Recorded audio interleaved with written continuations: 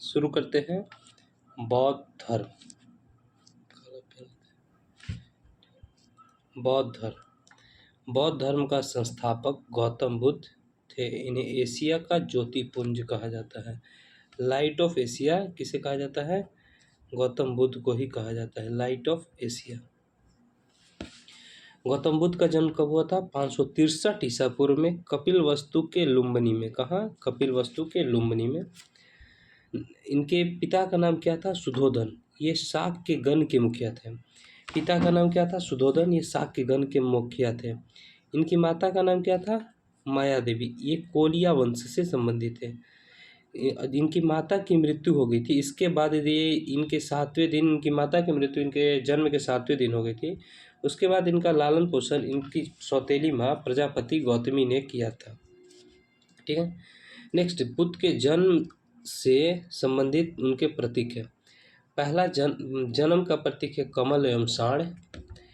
अगर जब वो घर छोड़े थे तो उसका प्रतीक था घोड़ा।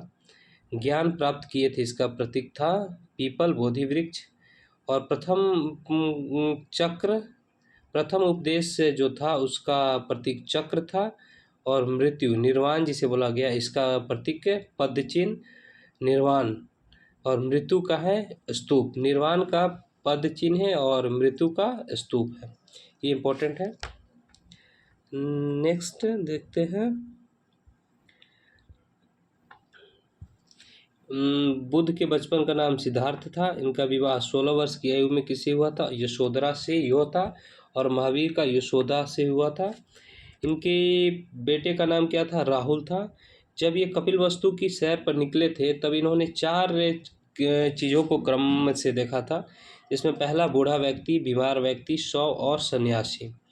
ये सांसारिक समस्याओं से व्यथित होकर 29 वर्ष की अवस्था में घर को त्याग दिए। कितने वर्ष में? 29 वर्ष में, जिसे बौद्ध धर्म में महानिष्क्रमण कहा गया है। घर छोड़ने के बाद इन्होंने वैशाली की आलार कलाम से संख्या दर्शन की शिक्षा ग्रहण की। इन्होंने जब गृह त्यागा तो वैशाली के आलार कलाम से संख्या दर्शन की शिक्षा ली। आलार कलाम सिद्धार्थ के प्रथम गुरु हुए। जब इन्होंने से शिक्षा ली तो यही इनके प्रथम गुरु हुए, जिससे इन्होंने शून्य का ज्ञान प्राप्त किया। अगर प्रश्न आए कि बुद्ध महावीर ने शून्य का ज्ञान किससे प्राप्त किया था, तो आलार कलाम से। ध्यान देने वाली बात है, वहाँ नागार्जुन नहीं होगा। आलार कलाम के बाद सिद्धार्थ ने राजगीर के रुद्रापुत से शिक्षा ग्रहण की। उसके बाद राजगीर के रुद्र करापुत से शिक्षा की, जिससे इन्होंने योग का ज्ञान प्राप्त किया। योग का ज्ञान किससे प्राप्त किया? इनसे प्राप्त किया। उरुग्वेला में सिद्धार्थ ने कौंडिल, वस्पा, भदिया, महानामा एवं अस्गनी नामक 5 साधक मिले। उरुग्वेला में ही इन्हें प्रश्न आएगा कि 5 साधक कहाँ मिले, तो उरुग्वेला में इन्हें 5 साधक मिले थे।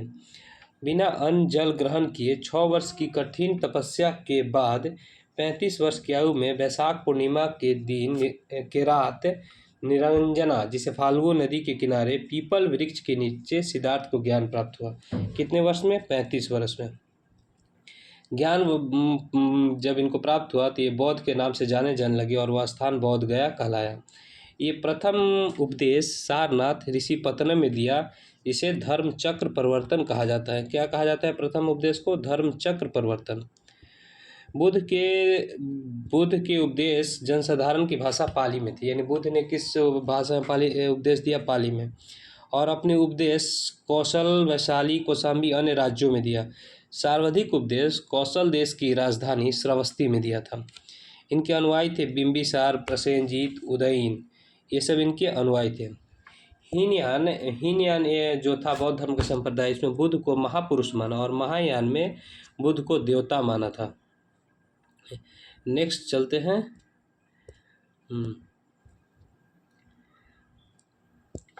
बुद्ध की मृत्यु 80 वर्ष की अवस्था में 483 ईसा पूर्व कुशीनगर, देवरिया, उत्तर प्रदेश में चुंद द्वारा अर्पित भोजन करने के बाद होगी, जिसे महापरिनिर्वाण कहा गया। और महापरिनिर्वाण का जो मृत्यु का प्रतीक है स्तूप है। मल्लों के अत्यंत सम्मानपूर्ण ने बुद्ध को अंत्येष्टि संस्कार किया। मल्लों ने इनका अंतिम संस्कार किया। एक जगह लिखा हुआ है कि बुद्ध जब मर गए थे तो इनके शव को 8 भागों में बांटकर 8 स्तूपों का निर्माण किया गया। बुद्ध के जन्म एवं मृत्यु की तिथि चीनी परंपरा के कैंटोन अभिलेख के आधार पर निश्चित की गई। किस चीनी परंपरा के किस कैंटोन अभिलेख के आधार पर? बौद्ध धर्म में विशद ज्ञान त्रिपिटक, विनय पिटक, सुत्त पिटक और अभिधम्म पिटक, यानी बौद्ध धर्म के 3 पिटक हैं, विनय पिटक, सुत्त पिटक और अभिधम्म पिटक से प्राप्त होता है। तीनों पिटकों की भाषा क्या थी? पाली थी। थेरावाद मत की पाली त्रिपिटक सबसे पुराना है, यानी थेरावाद मत की पाली त्रिपिटक है वो जो सबसे पुराना है। सुत्त पिटक में बौद्ध को धार्मिक सिद्धांतों को संवाद के रूप में संकलित किया गया। सुत्त पिटक को बौद्ध के धार्मिक सिद्धांतों के संवाद के रूप में संकलित किया। विनय पिटक में संघ को भिक्षुक एवं भिक्षुणियों के लिए बनाया गया। विनय पिटक संघ में भिक्षु एवं भिक्षुणियों के लिए नियम का संग्रह किया गया, यानी विनय पिटक में क्या है? विनय पिटक में नियम का संग्रह है और इसमें संघ के अनुशासन के तोड़ने पर किए जाने वाला प्रायश्चित की सूची भी दी गई, यानी संघ के नियम विनय पिटक में है, अगर तोड़िएगा तो उसका पश्चाताप भी इसमें है विनय पिटक में। अभिधम्म पिटक में सुत्त पिटक में वर्णित सिद्धांत एवं सुव्यवस्थित अनुशीलन के लिए आवश्यक सूचियों के सारांश तथा प्रश्नोत्तरी का समावेश किया गया है। अभिधम्म पिटक में पाली त्रिपिटकों की पहली शताब्दी ईसा पूर्व में श्रीलंका के शासक वत्तगामिनी की देखरेख में पहली बार लिपिबद्ध किया गया। तो पाली त्रिपिटकों को पहली बार लिपिबद्ध वत्तगामिनी के देखरेख में किया गया था, जो श्रीलंका के शासक थे। सुत्त पिटक जो है वो 5 निकाय हैं इसके। कौन कौन है? दीध, मांझीम, संयुक्त, अगुंतर और खुद्दक। बुद्ध के पूर्व जन्म से जुड़ी जातक कथाएं खुद्दक निकाय की 15 पुस्तकों में से एक है। जो जातक कथाएं हैं ये खुद्दक निकाय है उसकी 15 पुस्तकों में से एक है। खुद्दक निकाय में धम्मपद नैतिक उपदेशों का पदात्मक संकलन है। थेर गाथा बौद्ध भिक्षुओं का गीत और थेरी गाथा बौद्ध भिक्षुणियों के। थेर गाथा क्या है? बौद्ध भिक्षुओं का गीत है इसमें, और थेरी हो गया तो महिलाओं का हो गया, बौद्ध भिक्षुणियों का गीत हो गया। बौद्ध धर्म मूलतः अनिश्वरवादी है, या ये क्या है? बौद्ध धर्म अनिश्वरवादी है, इसमें आत्मा की परिकल्पना भी नहीं है। बौद्ध धर्म मूलतः क्या है? अनिश्वरवादी है, इसमें आत्मा की परिकल्पना नहीं है। बौद्ध धर्म में पुनर्जन्म की मान्यता है, यानी इसमें बौद्ध धर्म में आत्मा की परिकल्पना नहीं है, ये पुनर्जन्म, मतलब कि ये लोग विश्वास करते हैं कि हम जो कर्म करेंगे फिर जन्म लेंगे। तृष्णा को क्षीण हो जाने की अवस्था को बौद्ध धर्म में निर्वाण कहा गया, यानी निर्वाण किसे गया? तृष्णा का क्षीण हो जाना। विश्व दुखों से भरा है, यह सिद्धांत उपनिषद से, ये बौद्ध धर्म में ये सिद्धांत उपनिषद से लिया गया है। बौद्ध धर्म के 2 भाग थे, भिक्षुक और एक उपासक। भिक्षुक किसे कहते थे? बौद्ध धर्म के प्रचार के लिए जिन्होंने संन्यास ग्रहण कर लिया, और उसे भिक्षुक कहा गया। जिन्होंने संन्यास ग्रहण किया वो भिक्षुक हुए, और उपासक गृहस्थ जीवन व्यतीत करते हुए बौद्ध धर्म के अपनाने वाले को उपासक कहते हैं। ठीक है। बौद्ध संघ में सम्मिलित होने के लिए न्यूनतम आयु कितनी थी? 15 साल थी, और बौद्ध संघ में प्रविष्ट होने को उपसंपदा कहा गया। बौद्ध धर्म के त्रिरत्न थे बुद्ध, धम्म एवं संघ। बौद्ध संगतियाँ हुई थी, बौद्ध सभाएं हुई थी, देखते हैं। प्रथम बौद्ध संगति 483, द्वितीय 383, तृतीय 250 ईसा पूर्व और चतुर्थ 98 ईसा पूर्व। 4 बौद्ध संगति हुई थी। ये देखिए लगभग 100 वर्ष के अंतराल पर हुआ था, ये इसमें गैप है। प्रथम बौद्ध संगति कहाँ हुआ था? राजगिरी में हुआ था। इसके अध्यक्ष थे महाकश्यप, ये अजात शत्रु के शासनकाल में हुआ था। यानी प्रथम संगति 483 ईसा पूर्व राजगिरी, महाकश्यप और अजात शत्रु के शासनकाल में हुआ था। द्वितीय बौद्ध संगति 383 ईसा पूर्व वैशाली में हुआ था। कहाँ? वैशाली में। अध्यक्ष थे सबकामी, और ये कालाशोक के शासनकाल में हुआ था। कालाशोक के बाद ध्यान रखिए उजला अशोक, यानी अशोक। तृतीय बौद्ध संगति 250 ईसा पूर्व में पाटलिपुत्र यानी पटना में हुआ था। इसके अध्यक्ष थे मोगालीपुतिस्त में, ये अशोक के समय हुआ था। और चतुर्थ बौद्ध संगति 98 ईसा पूर्व कुंडलग्राम, ये कश्मीर में हुआ था। इसके अध्यक्ष वसुमित्र और अश्वघोष थे, ये कनिष्क के समय हुआ था। ये जो चतुर्थ बौद्ध संगति हुआ था 98 ईसा पूर्व कुंडल वसुमित्र अश्वघोष के समय, इसी समय बौद्ध धर्म दो भाग में बट गया, हीनयान और महायान में। बौद्ध धर्म में महायान संप्रदाय का आदर्श बोधिसत्व है। महायान जो है इसका आदर्श क्या है, बोधिसत्व है। बोधिसत्व दूसरों के कल्याण को प्राथमिकता देते हुए अपने निर्णय में विलंब करते हैं। इन दूसरों के कल्याण को प्राथमिकता देते हुए अपने निर्णय में विलंब करते हैं। हीनयान का जो आदर्श है आहत पद है। जो व्यक्ति अपनी साधना से निर्वाण की प्राप्ति करते हैं उसे आहत करते हैं। साधना से जो निर्वाण प्राप्त करेगा उसे आहत कहते हैं। धार्मिक जुलूस का प्रारंभ सबसे पहले बौद्ध धर्म के द्वारा प्रारंभ किया गया। बौद्धों का सबसे पवित्र त्यौहार क्या है, बैसाख पूर्णिमा है। बौद्धों का सबसे पवित्र त्यौहार बैसाख पूर्णिमा है। नेक्स्ट देखते हैं।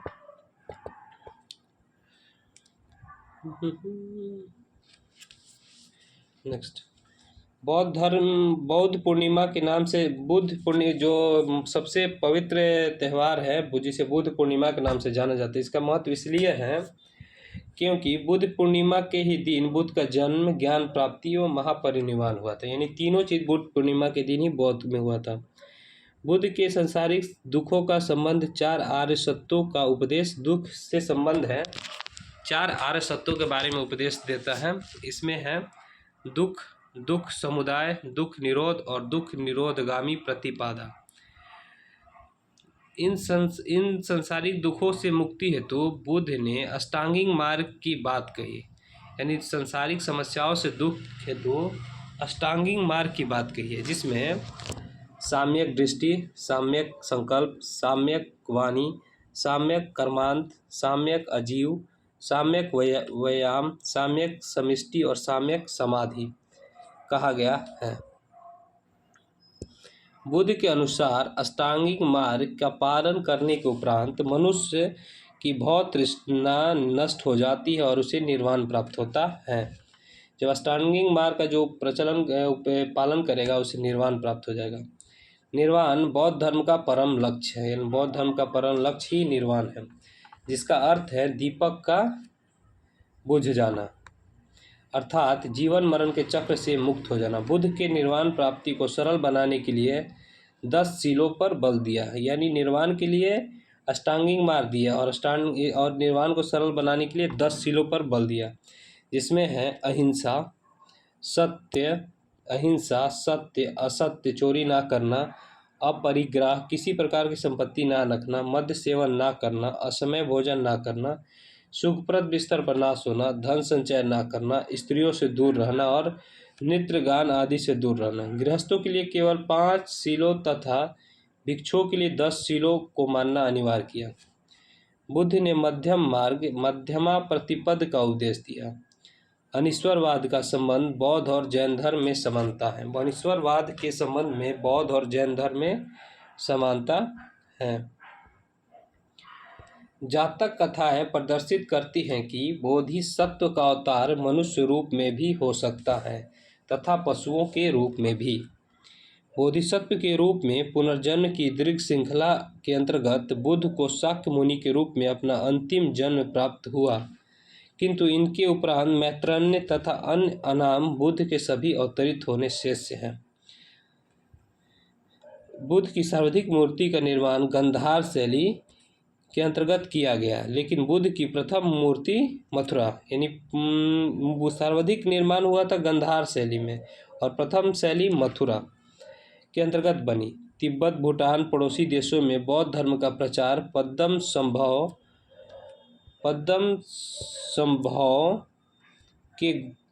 के गुरु रिनपंच ने किया। इसका संबंध बौद्ध धर्म के ब्रजयान शाखा से है, जिसकी 130 फीट मूर्ति हिमाचल प्रदेश के रेवला झील में स्थित है। भारत में उपासना की जाने वाली प्रथम मूर्ति संभवतः बुद्ध की ही थी। कुछ बौद्ध मठ है, इसके बारे में देख लेते हैं। ताबो मठ, ताबो गांव स्पीति घाटी हिमाचल प्रदेश में है। नमग्याल मठ, नमग्याल मठ धर्मशाला में है, हिमाचल प्रदेश। हेमिस मठ लद्दाख में है, जम्मू कश्मीर। थिक्से मठ लद्दाख में है, जम्मू कश्मीर। सासूर मठ लाहौल स्पीति में है, हिमाचल प्रदेश। मडलिंग मठ देहरादून में है, उत्तराखंड। रूमटेक मठ गंगटोक में है, सिक्किम। तवांग मठ अरुणाचल प्रदेश, अरुणाचल प्रदेश। और नामड्रिल मठ मैसूर में है, कर्नाटक। कौन सा? नामड्रिल मठ मैसूर, कर्नाटक। और बोधिमांडा मठ ये है बोधगया में, बिहार में। कौन सा है? बोधिमांडा, ये है बोधगया बिहार में।